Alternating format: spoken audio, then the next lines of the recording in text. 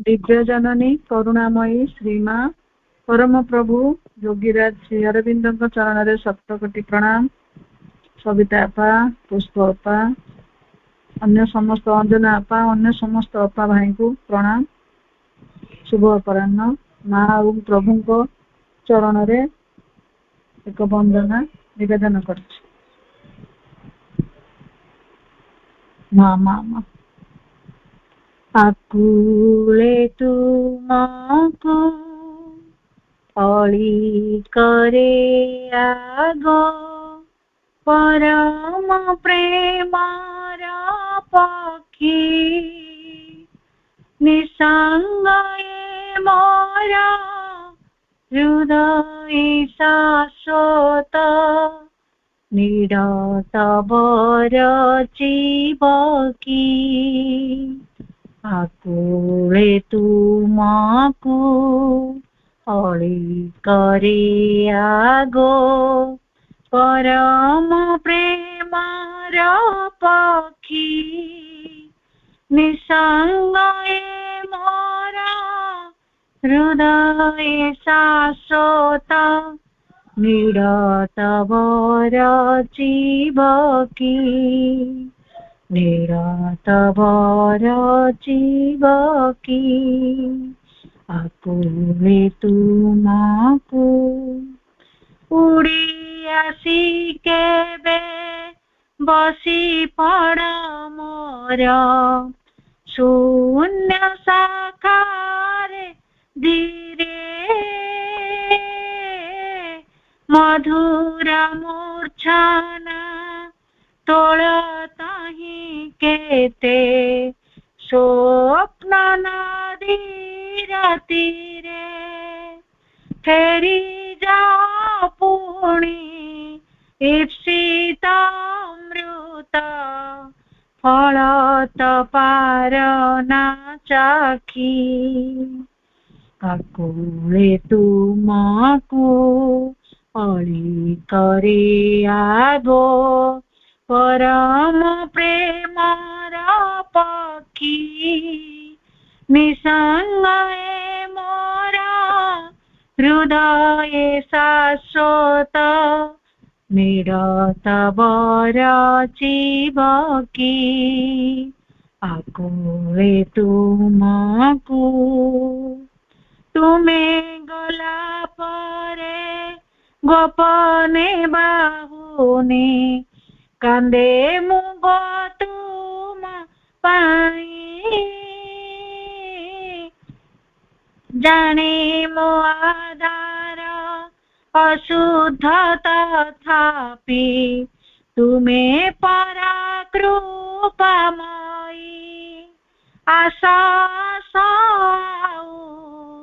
बहुड़ी जाना अपूर्णता मोर देखी आकुले तुमको अली करे आगो परम प्रेमार पक्षी निसंगए मोर हृदय शाश्वत निरत बर जीवकी आकुले तुमको डेणा झाड़ी बारे बासना बन्ही मो निशेषली भाई दिया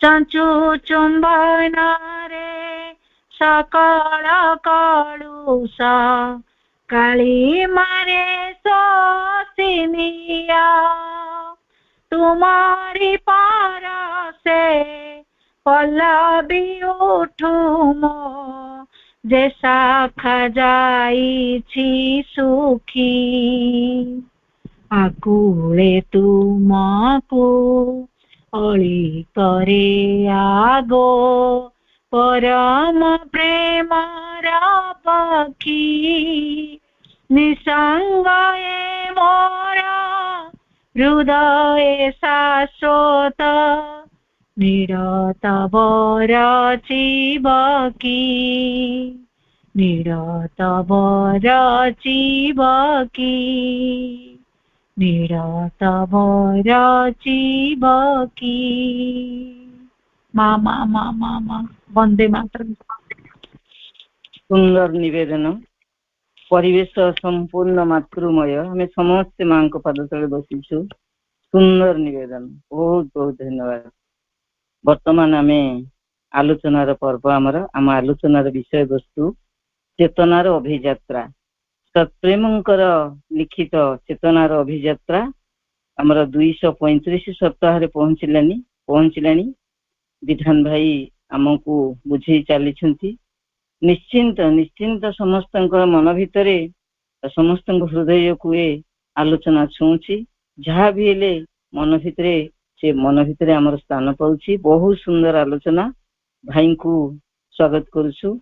भाई आम पाठ्यचक्र रे ऐसे आलोचना आरंभ करंतु चेतनार अभियात्रा।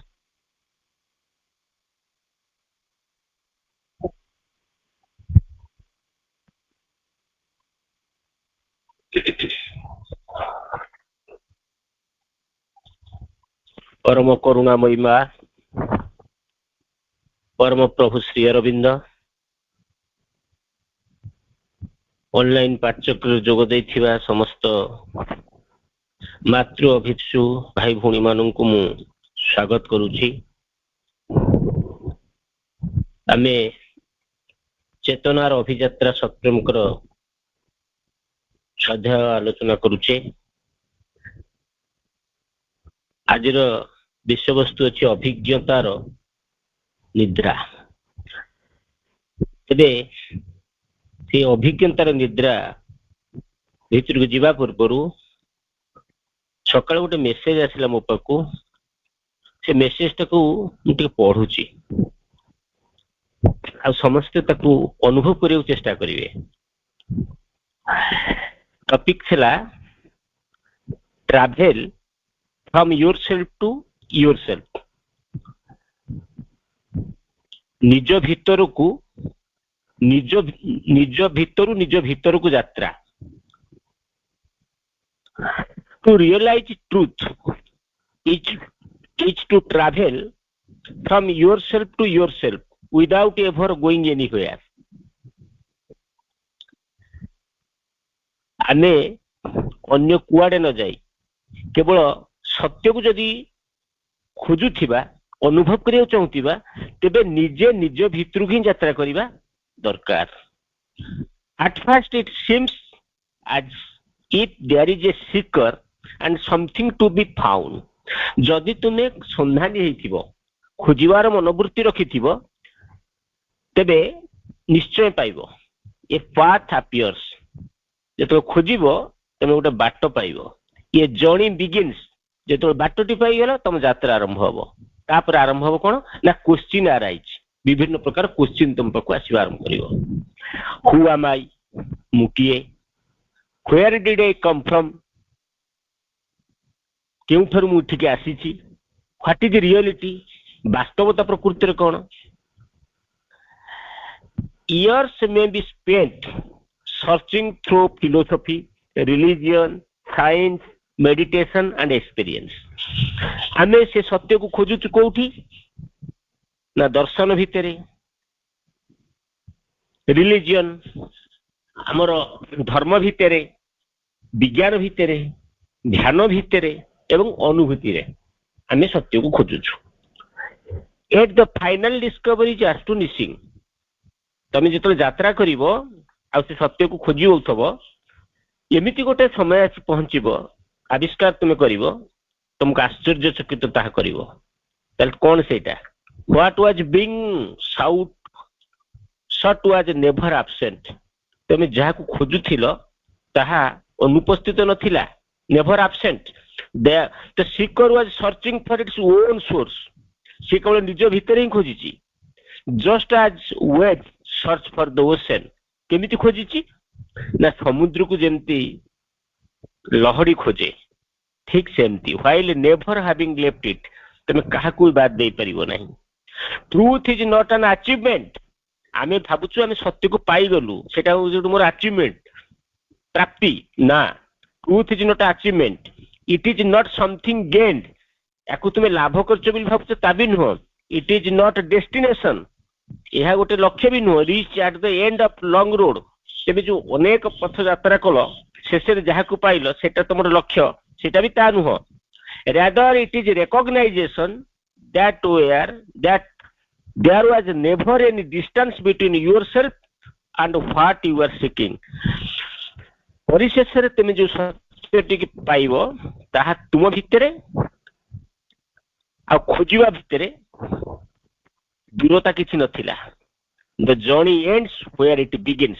तुम शेष को अनुभव करिवो तुम यात्रा जोटू आरंभ होइतला पुनी सेठ सरछि, and in that moment becomes clear, तुम भितरे सेठी clearance आसीबो cone, no one arrived, nothing was attained, nothing was added, only the illusion of separation dissolved।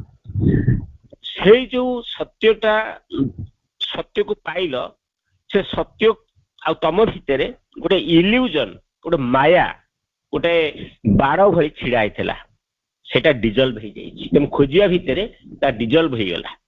The traveller, the path and the destination we are always one. तुम रास्ता तुम लक्ष्य आ तुम जहाँ प्राप्त हल सबू हूँ गोटे, ताहा ही सत्य। तबे सत्य बाबत आमर जो मेसेज टी पढ़िली ताकू पढ़िला परे आजिर जो विषय वस्तुटी अच्छी अभिज्ञतार निद्रा। अभिज्ञता आमर केतबेल हुए, आम चेतना रे आम जो चेतना कथा आलोचना करुचे, चेतनार किंतु असंख्य केंद्र सब रही आउ ताहा आमर मस्तकर ऊर्ध्वर आरंभ होई ताहा भी निम्न को अवतरण करिछि। एई सब केंद्र गोटे रेडियो परी केतेक निर्दिष्ट तरंग को अनुसरण करती एवं चेतनार से सब केंद्र सह से संपृक्त होती। जेउठारु आम अजाणतरे सूक्ष्म भौतिक प्राणिक मानसिक उच्च नीच समस्त गतिस्पंदन को आमे ग्रहण करू, से सब आमर चिंताधारा को अनुभव को बंचिबार प्रक्रिया को प्रकाशित करे। आमर व्यक्तिगत चेतना गोटे फिल्टर, आम पाखे विभिन्न प्रकार चेतनार द्वार अच्छी, विभिन्न प्रकार घटना घटी चली, किंतु आम चेतनाटी गोटे फिल्टर भली कार्य करे।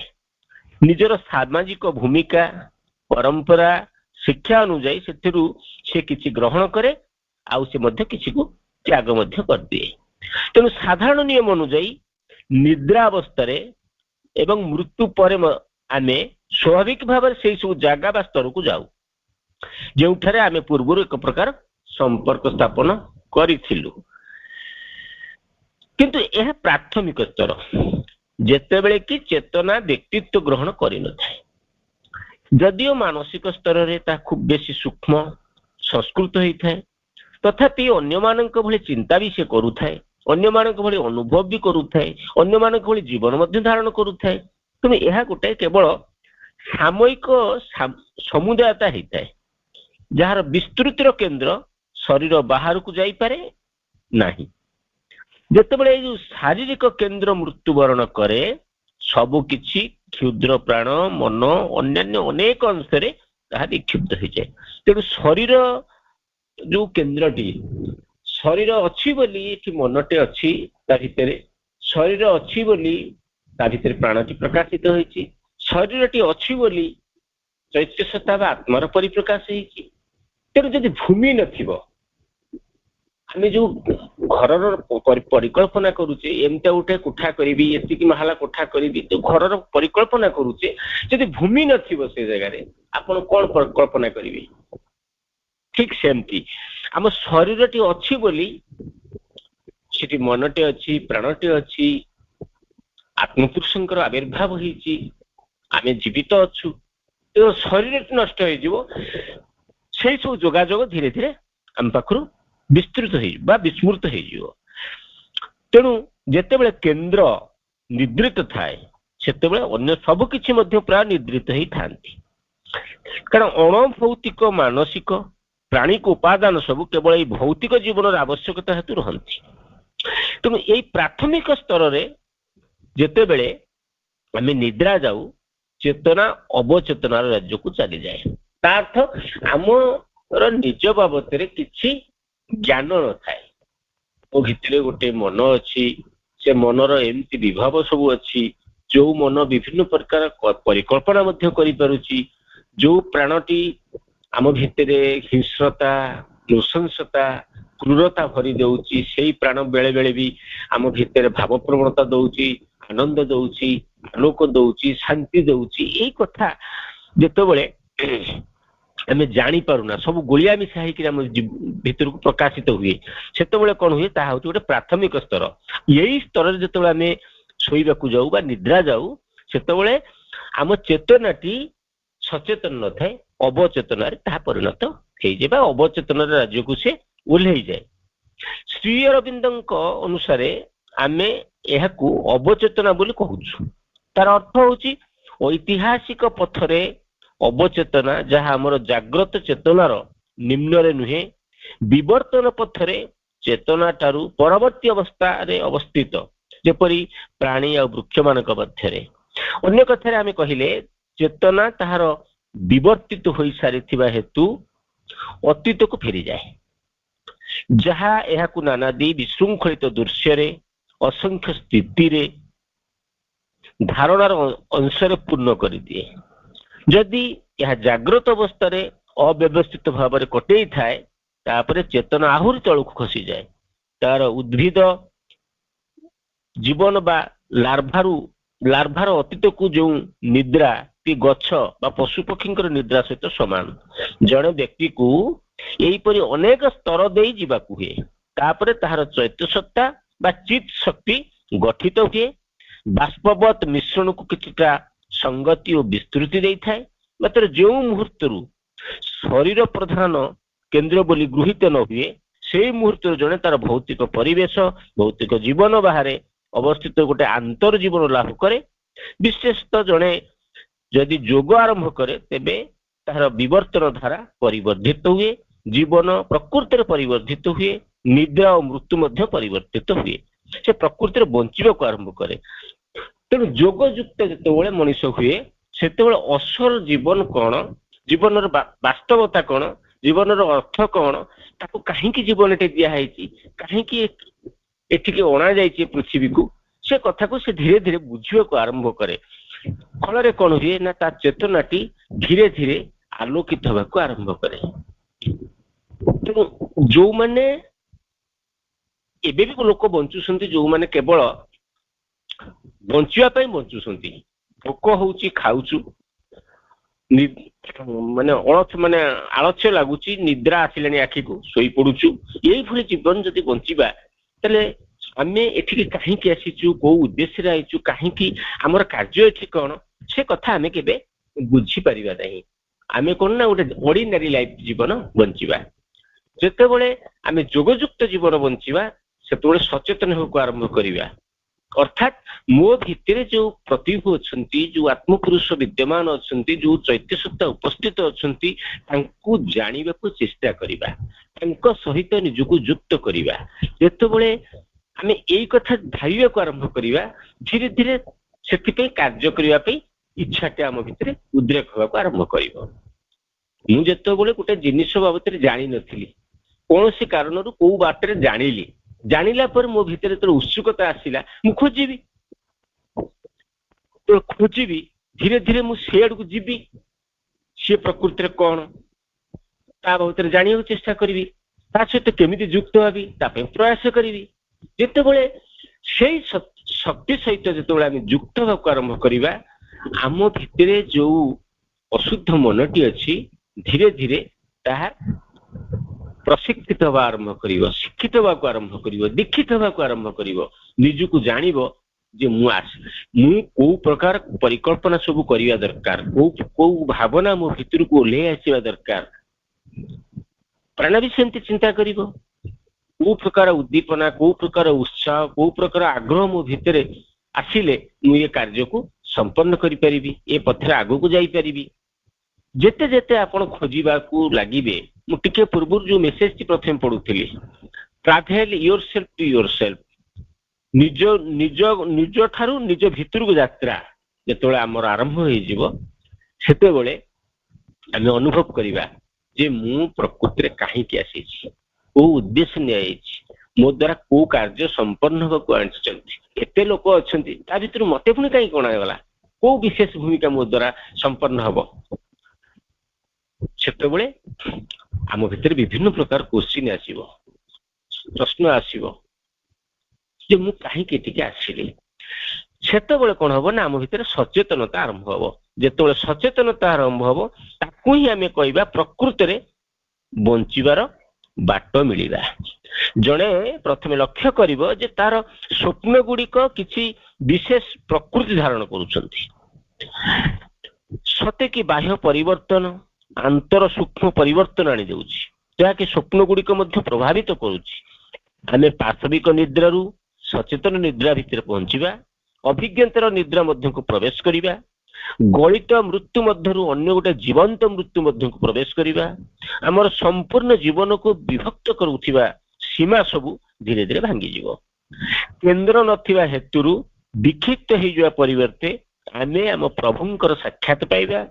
ବିଶ୍ୱଗତ ବାସ୍ତବତାର ସମସ୍ତ ସ୍ତରକୁ ସଂଯୁକ୍ତ କରୁଥିବା ଚେତନାର ସୂତ୍ରକୁ ମଧ୍ୟ ଧରିବାର କ୍ଷମତା ଅର୍ଜନ କରିବା। ସେତେବେଳେ ଯାଇକରି ଆମର ନିଦ୍ରାଟି ହବ ଅଭିଜ୍ଞତାର ନିଦ୍ରା। ଆମ ଚେତନାର ଯୋଉ ବିକାଶ ଅନୁଯାୟୀ ଏଇ ନୂଆ ପ୍ରକାରର ନିଦ୍ରାରେ ମଧ୍ୟ ବିଭିନ୍ନ ସ୍ତର ରହିଛି। ଆମେ କେବେ କେବେ ବିରଳ ତରଙ୍ଗାୟିତ ଆଲୋକ ଗୋଟିଏ ସ୍ତରରେ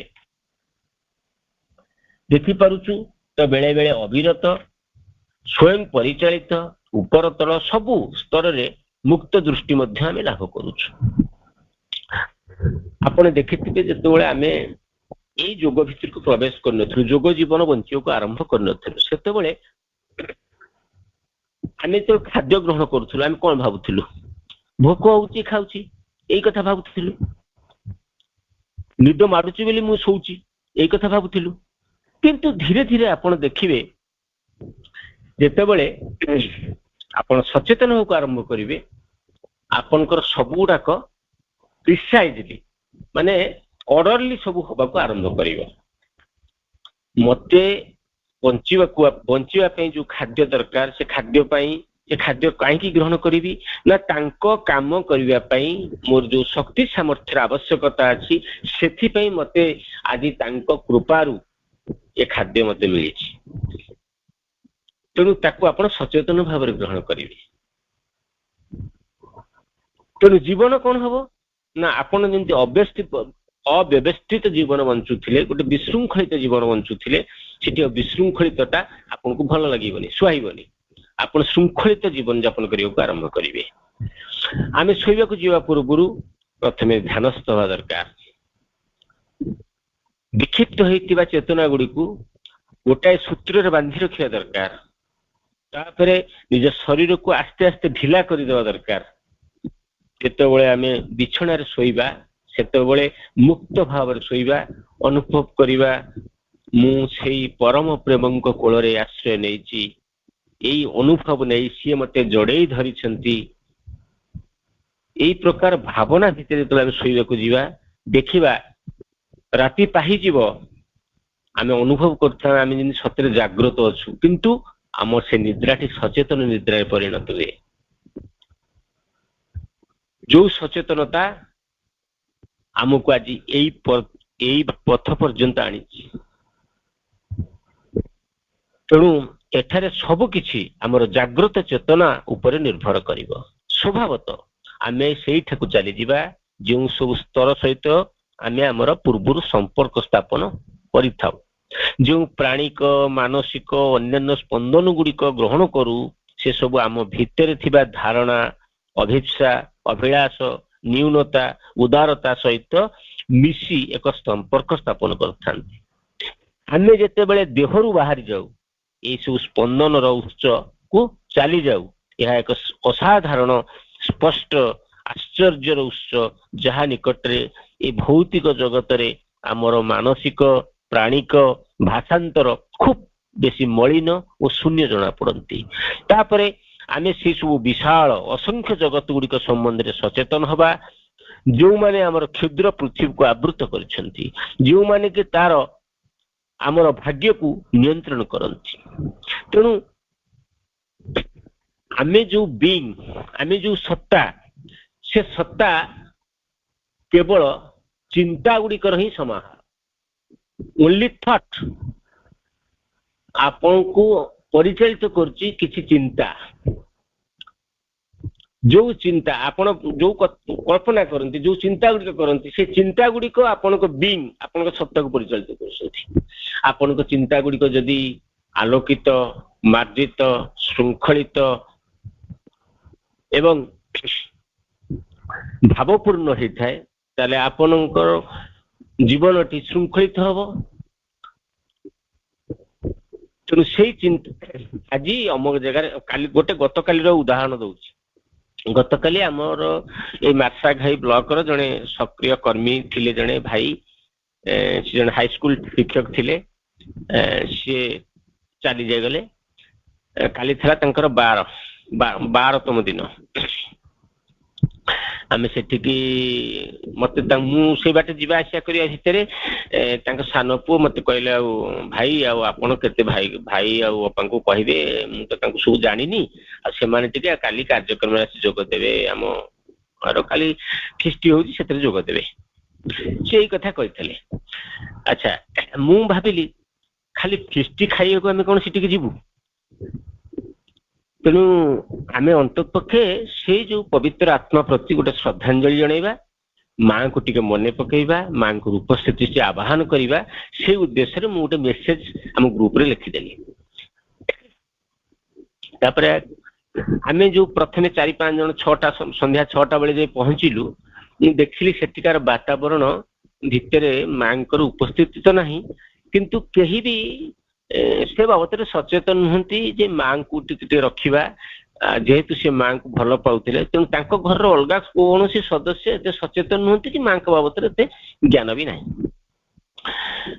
ମତେ ସବିତା ଦିଦି ବି ମୋ ସାଙ୍ଗରେ ଯାଇଥାନ୍ତି, ଆଉ କେଇ ଜଣ, ଆଉ ଜଣେ ଭାଇ ବି ପାତ୍ରଗଡ଼ରୁ ଆସିଥାନ୍ତି, 2 ଜଣ ଭାଇ। ଆମେ ବସିଲୁ ସାଙ୍ଗ ହେଇକିରି। ମୁଁ ବାଧ୍ୟ ହେଇକିରି ପଚାରିଲି, ଆଉ ମାଙ୍କ ଫଟୋ ଦିଦି ରଖିବା ଏଠି ନା? ହଁ, ଆଣୁନା।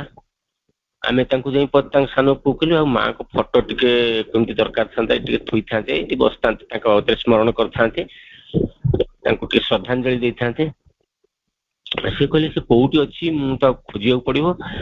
ହଉ, ତଥାପି ମୁଁ ଦେଖେ। ସିଏ ଯାଇକିରି ଗୋଟେ କୋଉଠି ଫଟୋ ଟଙ୍ଗା ହେଇଥିଲା, ଆଣିକି ଦେଲେ। ବହଳ ଆକାରରେ ଧୂଳି ହୋଇଛି। କପଡାଟେ ମାଗିଲି, ଆଉ କେହି ଦେଲେନି। ଦିଦି ତାଙ୍କର ରୁମାଲଟି ବାହାର କଲେ, ତାକୁ ବସି ପୋଛିଲେ, ପୋଛିକିରି ପରିଷ୍କାର କଲେ। ଫୁଲ ଆଣି ନେଇଥିଲୁ, ଫୁଲ ମାଙ୍କ ଫଟୋଟି ଗୋଟେ ଟୁଲ ଉପରେ ଥୋଇ, କପଡାଟେ ପକେଇ ଟୁଲ ଉପରେ ଥୋଇ ଧୂପଟେ ଦେଲୁ। ତାପରେ ଧୀରେ ଧୀରେ ଆଉ 2-3 ଜଣ ଭାଇ ଆମର ଆସି ପହଞ୍ଚିଲେ। ତାପରେ ଜଣେ ଭାଇ ମତେ କହିଲେ, ଆଉ ସିଏ କଣ ତମକୁ କହିଥିଲେ ତାଙ୍କର ଆଜି ମାନେ ଶ୍ରଦ୍ଧାଞ୍ଜଳି ସଭା କରିବା, ମାଙ୍କ ପାଠଚର କରିବା କଥା? ସେ କଥା ଅବଶ୍ୟ କହିନଥିଲେ, କିନ୍ତୁ ଯେହେତୁ ସେ ମାଙ୍କୁ କାମ କରୁଥିଲେ, ମାଙ୍କ ଧାରାରେ ଥିଲେ, ଆଉ ଅନ୍ତତଃ ଆମେ ଟିକେ ବସିବା, ସିଏ ତାଙ୍କ ଲୋକ ନ ବସନ୍ତୁ, ଏହା ଭାବିକିରି ମୁଁ ତାଙ୍କ ସାନ ପୁଅ ପୁଣି କହିଲି, ଆଉ ଆମକୁ ଏ ଯୋଉ ଜାଗାଟା ବାହାରେ ଯିବା ଆସିବା କରୁଛନ୍ତି, ଖାଇବା ପିଇବା ବ୍ୟବସ୍ଥା ହେବା ପାଇଁ ସ୍ଥିର ହେଇଛି, ତେଣୁ ଆମକୁ ଗୋଟେ ରୁମ୍ ଟୁ କୋଉଠି ଦିଅ, ଆମେ ବସିକିରି ସେଇଠି ସ୍ମରଣ କରିବା, ମାଙ୍କୁ ଟିକେ ପାଠଚକ୍ର କରିବା। ଗଲୁ। ସିଏ ଯୋଉ ଘରେ ଆମକୁ ବସେଇଲେ, ସେଠି ବୋଧେ ବ୍ରାହ୍ମଣ ଫ୍ରାହ୍ମଣ ଖାଇଥିଲେ କଣ, ସେ ଅଇଁଠା ଫଇଁଠା ସବୁ ପଡିଛି। ଆଉ ଆମେ ତାକୁ ସେମିତି ପହଁରି ଦେଲୁ। ତାପରେ ଗୋଟେ ବେଡସିଟ୍ ତାକୁ କହିଲୁ ଦେଲା, ବେଡସିଟ୍ ଟେ ପକେଇଲୁ, ଚେୟାର ଗୁଡା ସବୁ ପକେଇ ବସିଲୁ, ଫୁଲ ଧୂପ ଦେଇ ମାଙ୍କ ପାଠଚକ୍ରଟା ଆରମ୍ଭ କଲୁ। ତାପରେ ଦିଦି କହିଲେ, ଆଉ ଆମେ ଖାଲି ବସିବା, ତାଙ୍କ ଲୋକ କାହାକୁ ଡାକିବାନି? ମୁଁ ଟିକେ ଡାକୁନାହାନ୍ତି। ଦିଦି କହିଲେ, ଆଉ ଆମେ ଖାଲି ବସୁ, ତମେ ସବୁ ଆସୁନ। ତାପରେ ସେମାନେ ଆସିଲେ, ଆସି ବସିଲେ। ମାନେ ମୁଁ ଦେଖିଲି ବାଧ୍ୟବାଧକତାରେ ବସିଲେ, ଯାହା ବସନ୍ତୁ, କିନ୍ତୁ ବସିଲେ ତ। ଆଉ ଆମେ ମେଡିଟେସନ କଲୁ, ମା ଦୁର୍ଗା ସ୍ତୋତ୍ର, ମା ବହି, ତାପରେ ଟିକେ ଆଲୋଚନା କଲୁ, ଯାହା ଘଣ୍ଟାଏ ଖଣ୍ଡେ ପାଖାପାଖି ବସିଲୁ। ଆମର ଲକ୍ଷ୍ୟ ଥିଲା କଣ, ଯେ ସେଠି ମାଙ୍କୁ ଆଉ ଥରେ ଆବାହନ କରିବା, ଯୋଉ ଆତ୍ମାଟି ଏଠୁ ବାହୁଡି ଯାଇଛି, ସିଏ କେମିତି ପୁନର୍ଜନ୍ମ ଲାଭ କରୁ, ସେଇ ମାଙ୍କ କାର୍ଯ୍ୟରେ ସହଯୋଗ କରୁ, ଏଇ କଥା ହିଁ ଆମର ଉଦ୍ଦେଶ୍ୟ ଥିଲା। ଯେହେତୁ ଆମେ ଉଦ୍ଦେଶ୍ୟ ଥିଲା ମାଙ୍କୁ ଜଣେଇଥିଲୁ, ଯାହା ସେମାନଙ୍କର ଅନିଚ୍ଛା ସତ୍ତ୍ୱେ ମଧ୍ୟ ସେମାନେ ବସିଲେ, କାମଟି ହେଲା। ଯଦି ଆମ ଲକ୍ଷ୍ୟଟି ଆମେ ସ୍ଥିର ରଖିଥିବା, ମୋ କହିବାର କଥାର ତାତ୍ପର୍ଯ୍ୟ ହଉଛି ଏଇଆ, ଆମେ ଯଦି ଆମ ଲକ୍ଷ୍ୟଟିକୁ ସ୍ଥିର ରଖିଥିବା, ଆମେ ଯୋଉ ସତ୍ୟକୁ ଖୋଜିବାକୁ ବାହାରିଛୁ, ଯୋଉ ସତ୍ୟକୁ ଆମେ ଅଭିଷିକ୍ତ କରିବାକୁ ଚାହୁଁଛୁ, ଯୋଉ ସତ୍ୟ ଆମ ସତ୍ତା ଭିତରେ ଉପସ୍ଥିତ ଅଛନ୍ତି ଅଥଚ ଆମେ ତାକୁ ସ୍ମରଣରେ ରଖିନୁ, ତାଙ୍କୁ ଆଉ ଥରେ ପୁନର୍ଜାଗ୍ରତ କରାଇବା, ଯଦି ଏହା ହିଁ ଆମର ଉଦ୍ଦେଶ୍ୟ ଥାଏ ତାହେଲେ ନିଶ୍ଚୟ ଆମକୁ ବାଟ ହିଁ ମିଳିବ, ଆଉ ସମୟ ଅନୁସାରେ ଆମକୁ ସହଯୋଗ ମଧ୍ୟ ମିଳିବ। ତେଣୁ ଆମେ ଯଦି ସାଧାରଣ ଜୀବନରୁ ଗୋଟେ ଯୋଗଯୁକ୍ତ ଜୀବନ ବଞ୍ଚିବାକୁ ଆରମ୍ଭ କରିଛେ, ସେଇ ଯୋଗଯୁକ୍ତ ଜୀବନ ପାଇଁ ଯାହା ଯାହା ଆବଶ୍ୟକ, ଯୋଉ ଯୋଉ ପ୍ରତିବନ୍ଧକ ଆମ ରାସ୍ତାରେ ଛିଡା ହଉଛି ତାହା ମଧ୍ୟ ଧୀରେ ଦୂରେଇ ଯିବ। କାରଣ ଆମେ ଯାହାକୁ ଜୀବନ ସମର୍ପି ଦେଇଛୁ, ଯାହାଙ୍କ ହାତରେ ଆମ ଜୀବନକୁ ଛାଡି ଦେଇଛୁ, ସେ ହିଁ ଆମ ଜୀବନକୁ ପରିଚାଳିତ କରି ନେଇଯିବେ। ସେଇ ପଥରେ ଆମକୁ ସେ ଜାଗ୍ରତ କରେଇଦେବେ। ଆମ ଭିତରେ ଥିବା ସେଇ ଚୈତ୍ୟ ସତ୍ତାଙ୍କ ସଂସ୍ପର୍ଶରେ ଆସିବା ପାଇଁ ଯାହା ଦରକାର ଆମକୁ ସେ ସହଯୋଗ କରିବେ। ତେଣୁ ଏ ଜଗତ ଗୁଡିକ ସମ୍ବନ୍ଧରେ ସମୁଦାୟ କଥା କେତେ ପୃଷ୍ଠା ବା ଅନେକ ବହିରେ ପ୍ରକାଶିତ କରାଯାଇ ପାରିବ ନାହିଁ। ଯେପରିକି ଗୋଟେ ବୃହତ ଦ୍ୱୀପକୁ ଦେଖି ଆମେ ପୃଥିବୀ ସମ୍ବନ୍ଧରେ ବର୍ଣ୍ଣନା କରିପାରିବାନି। ତେଣୁ ଆମେ କେବଳ କିଛି ସୂତ୍ର ଦେଇପାରିବା, ଯାହା ଦ୍ୱାରା ସାଧକ ନିଜର ଅଭିଜ୍ଞତାକୁ ସେ ନିରୀକ୍ଷଣ କରିବ। ଶ୍ରୀ ଅରବିନ୍ଦ କହୁଛନ୍ତି, ଏଥିପାଇଁ ପ୍ରଧାନ ଆବଶ୍ୟକ ହେଉଛି ନିର୍ମଳ ତପସ୍ୟା, କାମନା ଓ ବାସନା ଶୂନ୍ୟତା, ନୀରବ ମନ, ନଚେତ୍ ଆମେ ନାନା ପ୍ରକାର ଭ୍ରମର ଶିକାର ହେଇଯିବା। ଯେତେବେଳେ ଆପଣ ଘରଟି ସଫା କରିବାକୁ ଚେଷ୍ଟା କରିବେ, ସେଦିନ ଆପଣ ସବୁ ଯାକ ମଇଳା ଦେଖିବାକୁ ଆରମ୍ଭ କରିବେ। କାହିଁକି ନା ଆଗରୁ ମଇଳା ଗୁଡାକ ମାନେ ଅଳିଆ ଗୁଡାକ ସେମିତି ପଡିଥିଲା, କିନ୍ତୁ ଆପଣ ସଚେତନ ନଥିଲେ, ଆପଣଙ୍କୁ କିଛି ସେ ପ୍ରଭାବିତ କରୁନଥିଲା। ଯେତେବେଳେ ଆପଣ ମାନସିକ ଭାବରେ ପ୍ରସ୍ତୁତି ହେଲେ ଯେ ମୁଁ ଏ ଘରଟିକୁ ଆଜି ପରିଷ୍କାର କରିବି, ସେତେବେଳେ ସବୁ ଗୁଡାକ ଅଳିଆ ଆପଣଙ୍କୁ ଦେଖାଯିବାକୁ ଆରମ୍ଭ କରିବେ। ଦେଖାଗଲେ ଏଇଥିପାଇଁ ଯେହେତୁ ଆମେ ତାଙ୍କୁ ଖୋଜୁଥିଲୁ ଆଉ ତାଙ୍କୁ ସେ ଜାଗାରୁ ହଟେଇଲୁ। ଠିକ ସେମିତି ଆମ ଜୀବନରେ ବିଭିନ୍ନ ପ୍ରକାର ବିଶୃଙ୍ଖଳା ଥାଇପାରେ, କିନ୍ତୁ ଆମେ ଯେତେବେଳେ ସଚେତନ ହେବାକୁ ଥରେ ଆରମ୍ଭ କରିବା, ବିଶୃଙ୍ଖଳା ଗୁଡିକ ଡରିବାକୁ ଆରମ୍ଭ କରିବେ। ସେ ଭାବିବେ ଏଠି ଆଉ ଆମର ସ୍ଥାନ ନାହିଁ, କାରଣ ସେ ଆମକୁ ଖୋଜିଲାଣି, ଆଉ ଖୋଜିକିରି ଦେଖିଲାଣି, ଆଉ ଏଠୁ ସେଠୁ ବିଦା କରିବାକୁ ସେ ଚେଷ୍ଟା କଲାଣି। ତାଙ୍କ ଭିତରେ ମଧ୍ୟ ସେଇ ଶଙ୍କା ପଶିବ। ତେଣୁ ଯେତେବେଳେ ଆମେ ଖୋଜିବା ଆରମ୍ଭ କରିବା ବା ତପସ୍ୟା, ଶ୍ରୀମନ୍ତ କହୁଛନ୍ତି ଆମ ତପସ୍ୟା ହବା ନିର୍ମଳ ହବା ଦରକାର, ଯୋଉଥିରେ କାମନା ଆଉ ବାସନା ଶୂନ୍ୟତା ରହିବ। ଯେତେବେଳେ କାମନା ବାସନା ଶୂନ୍ୟତା ରହିବ, ସେତେବେଳେ ମନଟି ନୀରବ ହବ। ଆଉ ଏ ଯୋଉ ନୀରବ ମନ ସବୁ ପ୍ରକାର ଭ୍ରମରୁ ଊର୍ଦ୍ଧ୍ୱରେ ରହିବ। ତେଣୁ ଆକୁ ଧୈର୍ଯ୍ୟର ସହିତ ଲକ୍ଷ୍ୟ କଲେ, ଅନେକ ଅଭିଜ୍ଞତା ପରେ ଆମେ ପ୍ରଥମେ ଜାଣିପାରିବା ଯେ କେଉଁ ସ୍ତରରେ ଆମର ଅଭିଜ୍ଞତା ପ୍ରତିଷ୍ଠିତ ହେଇଛି, ସେଇ ସ୍ତର କେଉଁ ପାହାଚରେ ଅଛି। ଆମ ଅଭିଜ୍ଞତାର ପ୍ରକୃତ ସ୍ଥାନ ନିରୂପଣ କରିବା ପ୍ରକ୍ରିୟାରେ ଆବଶ୍ୟକତା ରହିଛି। କାରଣ ତଦ୍ୱାରା ଜଣାଯାଏ ଯେ ଆମେ କେଉଁ ରାସ୍ତାରେ ରହିଛୁ, କେଉଁ ରାସ୍ତା ଅତିକ୍ରମ କରୁଛୁ। ତାପରେ ଆମେ ଅଭିଜ୍ଞତା ଗୁଡିକର ଅର୍ଥ ବୁଝିବାକୁ ଚେଷ୍ଟା କରିବା। ଏହାର ଭାଷା ସମ୍ପୂର୍ଣ୍ଣ ଭିନ୍ନ, ଅସଂଖ୍ୟ ବି ହେଇପାରେ, କିନ୍ତୁ ମାନସିକ ଭାଷା ଦ୍ୱାରା ପ୍ରଭାବିତ ନ ହୋଇ ଆମେ ଏହାର ଅର୍ଥ ବୁଝିପାରିବା। ପ୍ରକୃତ ଦୁର୍ବଳତା ହେଉଛି ମାନସିକ ବ୍ୟତୀତ ଆମେ ଅନ୍ୟ କୌଣସି ଭାଷା ଜାଣୁନା। ତେଣୁ ଆମେ ଯେତେବେଳେ ସଚେତନ ହେଇ ଉଠୁ, ଆମର ଭାଷା ପ୍ରକୃତ ଅଭିଜ୍ଞତାର ପବିତ୍ରତାକୁ ବିକୃତ ଓ ବ୍ୟାହତ କରେ। ଏଇ ଅନ୍ୟ ଭାଷାର ଅର୍ଥ ସ୍ୱତଃସ୍ଫୂର୍ତ୍ତ ଭାବରେ ବୋଧଗମ୍ୟ ହେବା ପର୍ଯ୍ୟନ୍ତ ଅସୁବିଧା ଦୂର କରିବା ପାଇଁ ଯଦି ସେହିପରି ବିଜ୍ଞ ପଥ ପ୍ରଦର୍ଶକ ନଥାନ୍ତି, ଆମେ ଯେତେ ଦୂର ସମ୍ଭବ ସେତେ ଦୂର ନୀରବ ରହି ସେ ଭାଷା ଗୁଡିକର ଅର୍ଥ ବୋଧଜ୍ଞାନର ଅନୁଭବ କରିବା ଉଚିତ। ଆମର ଚେତନା ଉନ୍ନତ ହେବା ସଙ୍ଗେ ସଙ୍ଗେ, ଅଭିଜ୍ଞତା ବୃଦ୍ଧି ପାଇବା ସଙ୍ଗେ ସଙ୍ଗେ ଏହା ନିଶ୍ଚିତ ଭାବରେ ବୋଧଗମ୍ୟ ହେଇଯାଏ। ପ୍ରଥମେ ଏହା ଗୋଟାଏ ଗହନ ଅରଣ୍ୟ ଭଳି, ଚାଇନିଜ ବଜାର ଭଳି ଦେଖାଯାଏ, ସବୁ କିଛି ଯେପରି ଏକ ପ୍ରକାର ଦେଖାଯାଏ। ତାପରେ କିଛି ମାସ ବର୍ଷ ପରେ ଜଣେ ବାଟ ଚିହ୍ନିବ, ବିଭିନ୍ନ ସ୍ଥାନ ଆଉ ପରିଚୟ ଜାଣିବ।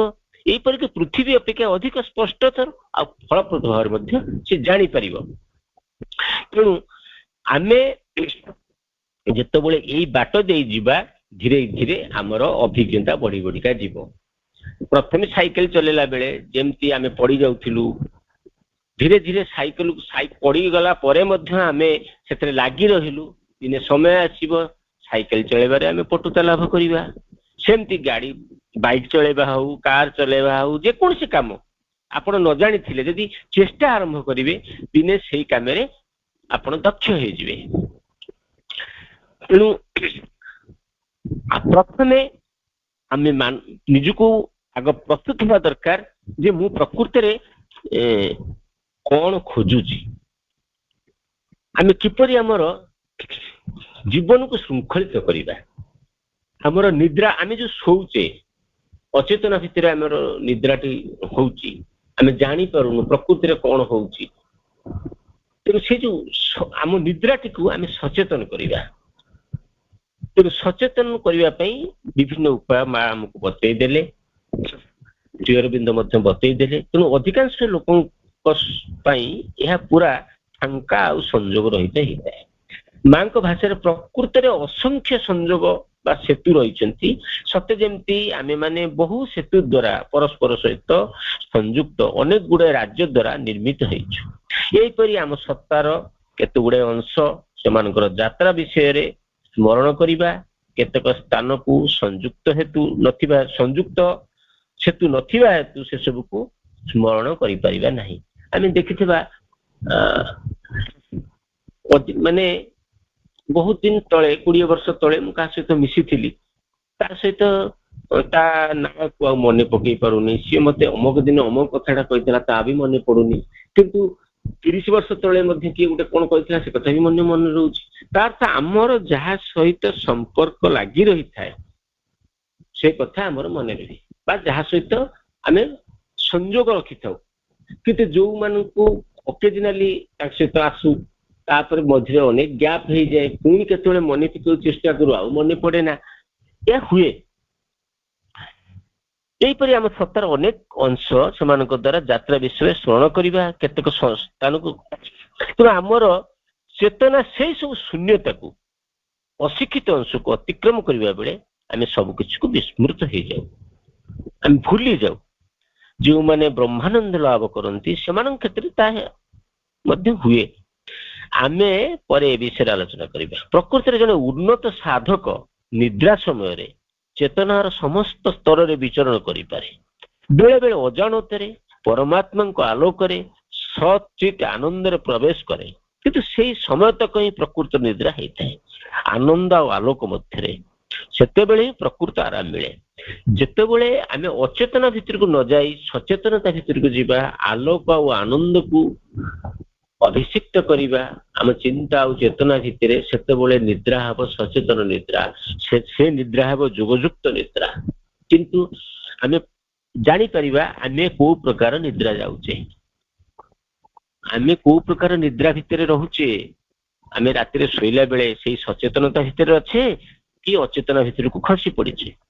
ଶ୍ରୀ ଅରବିନ୍ଦ କହୁଥିଲେ ଯେ ନିଦ୍ରାର ପ୍ରକୃତ ଉଦ୍ଦେଶ୍ୟ ହେଉଛି ସ୍ୱତଃସ୍ଫୂର୍ତ୍ତ ଭାବରେ ନିଜର ଉତ୍ସକୁ ଫେରିଯିବା, ସେଥିରେ ମଗ୍ନ ହେଇଯିବା। ନିଜର ଉତ୍ସ ତାହେଲେ କିଏ? ମୁଁ ଯୋଉ ସତ୍ତାଟି, ମୁଁ ଯୋଉ ଚୈତ୍ୟ ପୁରୁଷଟି, ତେଣୁ ମୁଁ ତାରି ଭିତରକୁ ଯେତେବେଳେ ଫେରିଯିବି, ତାରି ଭିତରେ ନିଦ୍ରା ଯିବି, ସେତେବେଳେ ହିଁ ମୋ ନିଦ୍ରା ହେବ ସଚେତନ ନିଦ୍ରା। ତେଣୁ ଆମେ ଆସ୍ତେ ଆସ୍ତେ ଅନେକ ସ୍ତର, ମାନସିକ, ପ୍ରାଣିକ, ସୂକ୍ଷ୍ମ ଭୌତିକ, ଅବଚେତନ, ନାନାଦି ସ୍ତର ଦେଇ ଓହ୍ଲେଇ ଆସୁ। ଆମର ସତ୍ତା ସେଇ ସବୁ ସ୍ତର ଅନୁଯାୟୀ ଅଭିଜ୍ଞତା ମଧ୍ୟ ଲାଭ କରେ। ପ୍ରତ୍ୟେକ ସ୍ତରରେ ଅନେକ ରାଜ୍ୟ ରହିଛି, ପ୍ରତ୍ୟେକର ନିର୍ଦ୍ଦିଷ୍ଟ ସେତୁ ମଧ୍ୟ ରହିଛି, ଯାହା ଆମର ବାହ୍ୟ ଜଗତ ଜାଗ୍ରତ ଅବସ୍ଥାକୁ ସଂଯୁକ୍ତ କରେ। ସେହି ପ୍ରଥମ ସେତୁଟିକୁ ତିଆରି କରିବା ହିଁ କଷ୍ଟକର ହୁଏ। ତେଣୁ ଆମେ ଯେତେବେଳେ ସଚେତନ ହେବାକୁ ଆରମ୍ଭ କରିବା, ସେତେବେଳେ ଦେଖିବା ଯେ ସବୁ ଜିନିଷକୁ ବା ଯୋଗଯୁକ୍ତ କରିବା ପାଇଁ ଗୋଟେ ସେତୁ ଅଛି। ସେଇ ସେତୁ ସହିତ ଯେତେବେଳେ ଆମେ ସଂଯୁକ୍ତ ହବା, ସେତେବେଳେ ଆମେ ସଚେତନତା ଲାଭ କରିବା। ନିଦ ଭାଙ୍ଗିବା ପରେ ସମ୍ପୂର୍ଣ୍ଣ ନିଶ୍ଚଳ ହେଇ ନୀରବ ହେଇ ରହିବା ଏକମାତ୍ର ଫଳପ୍ରଦ ଉପାୟ। ଆମେ ଶୋଇକି ଉଠିଲୁ ଯେତେବେଳେ ସକାଳେ, ହଠାତ୍ ଉଠିଯିବାନି, ହଠାତ୍ ଏପଟ ସେପଟ ହବାନି, ସ୍ଥିର ହେଇଯିବା। ପ୍ରଥମ ସଚେତନ ହବା, ତାପରେ ନିଶ୍ଚଳ ହେଇ ବସିବା। ତେବେ କଣ ହବ ନା, ଯଦି ଏପାକ ସେପାକ ହବା, ତେବେ ସବୁ କିଛି ପୋଛି ହେଇଯିବ। ସଙ୍ଗେ ସଙ୍ଗେ ନିଦ୍ରାର ବିଶାଳ ହ୍ରଦ ବୁଦବୁଦ ଦ୍ୱାରା ଆଚ୍ଛାଦିତ ହେଇଯିବ। ଆମେ କିଛି ଆଉ ଦେଖିପାରିବା ନାହିଁ। ଆମେ ଯଦି ଚିନ୍ତା କରିବାକୁ ଆରମ୍ଭ କରିବା, ତେବେ ସେ ସବୁ ଆଉ ବୁଦବୁଦ ହେଇ ରହନ୍ତିନି, କାଦୁଅ ଦ୍ୱାରା ସବୁ କିଛି ଘୋଡେଇ ହେଇଯାଏ। ତେଣୁ ଯୋଉ ନୀରବତା ନିଶ୍ଚଳତା ଭିତରେ ଆମେ ପ୍ରବେଶ କରିଥିଲେ ତାହା ଯଦି ଆମେ କଣ ହୁଏ ନା ହଠାତ୍ ଉଠି ଯାଉ ତାହା ଧୀରେ ଧୀରେ ବୁଦବୁଦ ଆକାରରେ ଦେଖାଦିଏ, ସ୍ପଷ୍ଟ ଦେଖାଯାଏ ନା। ତାପରେ ପରବର୍ତ୍ତୀ ସମୟରେ କାଦୁଅରେ ପରିଣତ ହେଇଯାଏ, ଟୋଟାଲ ଆଚ୍ଛାଦିତ ହେଇଯାଏ। ତେଣୁ ଏଇ ଯୋଉ ପ୍ରକ୍ରିୟାରେ ଚିନ୍ତାର କିଛି ଅବଦାନ ନାହିଁ। ଆମେ ମନ ଦ୍ୱାରା କିଛି ବି ସ୍ମରଣ କରିବାକୁ ଚେଷ୍ଟା କରିବା ଉଚିତ ନୁହେଁ, ବରଂ ଆମେ ସେଇ ବିଶାଳ ଆଉ ନୀରବ ହ୍ରଦ ଭିତରକୁ ନିରୀକ୍ଷଣ କରିବା, ଉଜ୍ଜୀବିତ ରଖିବାର ବହୁ ଚେଷ୍ଟା କରି ଲକ୍ଷ୍ୟହୀନ ଭାବରେ ଧ୍ୟାନସ୍ଥ ହେଇ ସତେ ଯେପରି ଆମର ଦୃଷ୍ଟିର ତୀବ୍ରତା ସେଇ ଘନ ନୀଳ ଗଭୀରତାକୁ ଭେଦ କରିବ। ଆମେ ଯୋଉ ଚୈତ୍ୟ ସତ୍ତାଙ୍କ ଭିତରେ ନିଦ୍ରା ଯାଇଥିଲୁ ସେଇ ଚୈତ୍ୟ ସତ୍ତାଙ୍କୁ ଆଉ ଥରେ ମନେ ପକେଇବା, ସେଇ ଗଭୀରତା ଭିତରକୁ ପ୍ରବେଶ କରିବା, ତେବେ ଯାଇକରି ଆମେ ସଚେତନତା ଭିତରେ ରହିବା। ଆମେ ଯଦି ଦୀର୍ଘକାଳ ପରିଶ୍ରମ କରିବା ଦେଖିବା ଯେ ଗୋଟାଏ ରୂପକଳ୍ପ ବି ତିଆରି ହେଇଯାଇଛି, ହୁଏତ ଗୋଟାଏ ଅସ୍ପଷ୍ଟ ରେଖା, ଯେମିତି କୌଣସି ଦୂର ରାଜ୍ୟର ବାସ୍ନା ଖୁବ ଚିହ୍ନା ଚିହ୍ନା କିନ୍ତୁ ରହସ୍ୟମୟ ଆମକୁ ଆଚ୍ଛନ୍ନ କରୁଛି, ସେମିତି ମନେ ହବ। ସେତେବେଳେ ଆମେ ହଠାତ୍ ଖୁବ ଆନନ୍ଦିତ ହୋଇ ଡିଆଁ ଡେଇଁ କରିବା ଉଚିତ ନୁହେଁ, କାରଣ ତାହେଲେ ତାହା ଉଭେଇ ଯାଏ। ବରଂ ତାହାକୁ ଆସ୍ତେ ଆସ୍ତେ ସ୍ପଷ୍ଟତର ହେବା ପର୍ଯ୍ୟନ୍ତ ଆମେ ଅପେକ୍ଷା କରିବା। ଶେଷରେ ଆମେ ସମୁଦାୟ ଦୃଶ୍ୟଟିକୁ ସ୍ମରଣ କରିବା। ଆମେ ସକାଳୁ ରାତି ପର୍ଯ୍ୟନ୍ତ, ଶୋଇବାକୁ ଯିବା ପର୍ଯ୍ୟନ୍ତ ଯେତେବେଳେ ଆମେ ବିଛଣାରେ ବସିବା, ଧ୍ୟାନସ୍ଥ ହବା, ସେ ସମୟରେ ଆମେ ଚିନ୍ତା ମାନେ ସକାଳୁ ଏ ପର୍ଯ୍ୟନ୍ତ ମୁଁ କୋଉ କୋଉ କାମରେ କାହା ସାଙ୍ଗରେ ବ୍ୟବହାର, କୋଉ ପ୍ରକାର କଥା ହେଲି, କୋଉ ପ୍ରକାର ସମୟ ବିତେଇଲି, ଯଦି ଗୋଟି ଗୋଟି କରି ମନେ ପକେଇବା ଆଉ ତାକୁ ମାଙ୍କୁ ସମର୍ପଣ କରିବା, ଧୀରେ ଧୀରେ ଏଇ ଅଭ୍ୟାସଟି ପ୍ରଥମେ ଟିକେ ଭାରି କଷ୍ଟ ଲାଗିବ, ଯେ ଲାଗିବ ବିରକ୍ତିକର ଲାଗିବ। ସକାଳ କଥା ସବୁ ମନେ ପଡୁନଥିବ, କାହା ସହିତ କେତେବେଳେ କୋଉଠି କଣ କଥା ହେଇଛି ତା ବି ମନେ ପଡୁନଥିବ। ତେଣୁ ଗୋଟି ଗୋଟି ଯଦି ପ୍ରଥମେ ଆମକୁ ମନେ ପକେଇବାକୁ ଚେଷ୍ଟା କରିକିରି ଆଉ ଗୋଟି ଗୋଟି ସ୍ମରଣ କରୁଥିବା ଆଉ ସମର୍ପଣ କରୁଥିବା, ଦିନେ ଦେଖିବେ ଆପଣଙ୍କର ସ୍ମରଣ ଶକ୍ତି ଆପେ ଆପେ ବୃଦ୍ଧି ପାଇଯିବ। ସ୍ମରଣ ଶକ୍ତି ପାଇଁ ଆପଣ ବ୍ୟସ୍ତ ବିବ୍ରତ ହବା ଦରକାର ନାହିଁ। ଏମିତି ଅଭ୍ୟାସ କଲେ କଣ ହବ, ଯୋଉ ଦିନ ଆପଣ ଏଇ କାମଟି ନ କରିବେ ଆପଣଙ୍କୁ ସେଦିନ ଯେମିତି ଲାଗିବ ଗୋଟେ କିଛି ଭୁଲି ଯାଇଛି କି, କିଛି ଗୋଟେ ଛାଡି ଯାଇଛି କି, ସେଇ ପ୍ରକାର ଅନୁଭବ ଆପଣଙ୍କ ଭିତରକୁ ଆସିବ। ତେଣୁ କୌଣସି କାମ ପ୍ରଥମେ ଆରମ୍ଭ କଲା ବେଳେ କଷ୍ଟକର ଲାଗେ, କିନ୍ତୁ ଯଦି ୟାକୁ ଅଭ୍ୟାସଟି ଜାରି ରୁହେ ପରବର୍ତ୍ତୀ ସମୟରେ ତାହା ସହଜତର ହୁଏ। ଆଉ ସେଇ କାମଟା ଯଦି ଆମେ କୋଉ ଦିନ ନ କରିବି ଥାଉ, ଆମ ଭିତରେ ଗୋଟେ ଖେଦ ସୃଷ୍ଟି ହୁଏ, ଦୁଃଖ ଆସେ ଯେ ମୁଁ କାହିଁକି ଏ କାମଟା କରିପାରିଲି ନାହିଁ, ନିଜ ପ୍ରତି ଧିକ୍କାର ଆସେ। ତେଣୁ ଆମେ ଯେତେବେଳେ ଏ ସଚେତନ ଭାବରେ ଯୋଗ ଭିତରକୁ ପ୍ରବେଶ କରିଛେ, ସେତେବେଳେ ଆମେ ଏ କଥା ମନେ ରଖିବା ଉଚିତ, ଆମକୁ ଯିଏ ପଥ ନିର୍ଦ୍ଦେଶ କରୁଛନ୍ତି, ଯାହାଙ୍କ ଇଙ୍ଗିତରେ ଆମେ ଜୀବନକୁ ପରିଚାଳିତ କରିବାକୁ ସଂକଳ୍ପ ନେଇଛେ, ତାଙ୍କ ଅପେକ୍ଷା କରିବା, ତାଙ୍କ ନିର୍ଦ୍ଦେଶକୁ ଅପେକ୍ଷା କରିବା। ସେ ଆମକୁ କଣ କହୁଛନ୍ତି, କୋଉ ବାଟ ଦେଇ ଯିବାକୁ ଯାଉଛନ୍ତି। ତେଣୁ ସତ୍ତାଟି ଆମକୁ ଗୋଟେ ରାଜ୍ୟରୁ ଅନ୍ୟ ରାଜ୍ୟକୁ, ଗୋଟେ ସ୍ମୃତି ମଧ୍ୟରୁ ଅନ୍ୟ ଗୋଟେ ସ୍ମୃତିକୁ ନେଇଯିବ। ବେଳେ ବେଳେ ଆମେ ଏଇ ପଥର ଗୋଟାଏ ବିନ୍ଦୁରେ ହିଁ ବର୍ଷ ବର୍ଷ ବି ଅଟକି ଯାଉ, ସତେ ଯେପରି ସ୍ମୃତି ମଧ୍ୟରେ କେଉଁଠି ଏକ ଶୂନ୍ୟ ସ୍ଥାନ ରହିଯାଇଛି, ରାସ୍ତାରୁ ହୁଏତ ଗୋଟେ ଗର୍ତ୍ତ ରହିଯାଇଛି। ଏଇ ବିନ୍ଦୁଟିକୁ ତିଆରି କରିବାକୁ ଧୈର୍ଯ୍ୟର ସହିତ ଲାଗି ରହିବାକୁ ହବ। ଲାଗି ରହିଲେ ଜଙ୍ଗଲରେ ପଥ ଖୋଲିଯିବା ପରି ହବ। ତେଣୁ ଆମେ ଯୋଉ ସତ୍ୟକୁ ଖୋଜୁଛେ ସେ ଧୀରେ ଧୀରେ ଆମକୁ ପରିଷ୍କାର ଦେଖାଯିବ। ଆମକୁ ଆଉ ମାନେ କଣ ଗହଳିଆ ଜଙ୍ଗଲ ଭଳି ଲାଗିବନି, ମାନେ ବାଟ ନଥିବା ଭଳି ଲାଗିବନି, ଆମକୁ ଧୀରେ ଧୀରେ ସ୍ପଷ୍ଟତର ହେଇଯିବ। ଗୋଟେ ଛୋଟ ସରୁ ରାସ୍ତା ପଡିଛି ଆମ ସେଇ ଲକ୍ଷ୍ୟ ଦିଗକୁ, ଧୀରେ ଧୀରେ ତା ପରିଷ୍କାର ହେବାକୁ ଆରମ୍ଭ କରିବ। ତେଣୁ ସ୍ୱପ୍ନ ଗୁଡ଼ିକୁ ଧରିବାକୁ ଚେଷ୍ଟା କରିବା ବେଳେ ଗୋଟେ ଉପାୟ ନୁହେଁ, ଶୋଇବାକୁ ଯିବା ପୂର୍ବରୁ କିଛି ସମୟ ଧ୍ୟାନମଗ୍ନ ହୋଇ ସ୍ମରଣ ରଖିବାକୁ ଓ ମଝିରେ ମଝିରେ ଥରେ ଦୁଇଥର ନିଦ ଭାଙ୍ଗିବାକୁ ଅଭିପ୍ସା କରିବା ଉଚିତ। ଯେପରି ଆମେ ଯାତ୍ରାର ବିଭିନ୍ନ ବିନ୍ଦୁକୁ ସଂଯୁକ୍ତ କରୁଥିବା ସୂତ୍ରଟିକୁ ଅନୁସରଣ କରିବା। ଏଇ ପ୍ରଣାଳୀଟି ସବୁଠାରୁ ପ୍ରଭାବଶାଳୀ ହବ। ଆମେ ଜାଣୁ ଯେ ଆମ ଭିତରେ ଥିବା ଘଣ୍ଟାଟିକୁ କାମରେ ଲଗାଇ ଆମେ ରାତିରେ ଗୋଟେ ନିର୍ଦ୍ଦିଷ୍ଟ ସମୟରେ ଉଠିପାରିବା, ଏହାକୁ ଗୋଟେ ରୂପ ଗଠନ କରିପାରିବା ବୋଲି କୁହାଯାଏ। ଏଇ ସବୁ ରୂପ ଗଠନ କେତେ ଗୁଡ଼ିଏ ସ୍ପନ୍ଦିତ ବିନ୍ଦୁ ପରି ଇଚ୍ଛା ଅନୁଯାୟୀ ଅସ୍ତିତ୍ୱ ଧାରଣ କରନ୍ତି ଓ ଖୁବ ଭଲ ଭାବରେ ନିଜର କର୍ତ୍ତବ୍ୟ ସମ୍ପାଦନ କରନ୍ତି। ଏବେ ଆମେ ସେଇ ସଚେତନତା ଭିତରେ ଜୀବନ ନିର୍ବାହ କରିବା। କୌଣସି ସମୟରେ ଯଦି କିଛି ଅସୁବିଧା ଆମ ଭିତରେ ଲାଗେ ବା କୌଣସି ତ୍ରୁଟିପୂର୍ଣ୍ଣ ବା ଗୋଳମାଳ ଭଳି ଅନୁଭବ ହୁଏ, ସେତେବେଳେ ଆମେ ମାଙ୍କୁ ପ୍ରାର୍ଥନା କରିବା, ହେ କରୁଣାମୟୀ, ତୁମେ ମତେ ହିଁ ପଥ ନିର୍ଦ୍ଦେଶ କର, ତମେ ଯୋଉ ବାଟ ଦେଇ ମତେ ଆଗକୁ ନେବାକୁ ଚାହୁଁଛ ମତେ ସେଇ ବାଟରେ ଆଗକୁ ନିଅ। ଏତିକି ପ୍ରାର୍ଥନା କଲେ ସମୟ ଅନୁସାରେ ମା ନିଶ୍ଚୟ ଆମକୁ ସହଯୋଗ କରିବେ, ଆମ ହାତ ଧରି ଆଗକୁ ନେଇଯିବେ। ସେଇ ଆଶା ଓ ବିଶ୍ୱାସ ରଖି ଆଜିର ଏ ସ୍ୱାଧ୍ୟାୟ ଓ ଆଲୋଚନାକୁ ଆମେ ଏଇଠି ରଖିବା। ବନ୍ଦେ ମାତରମ୍।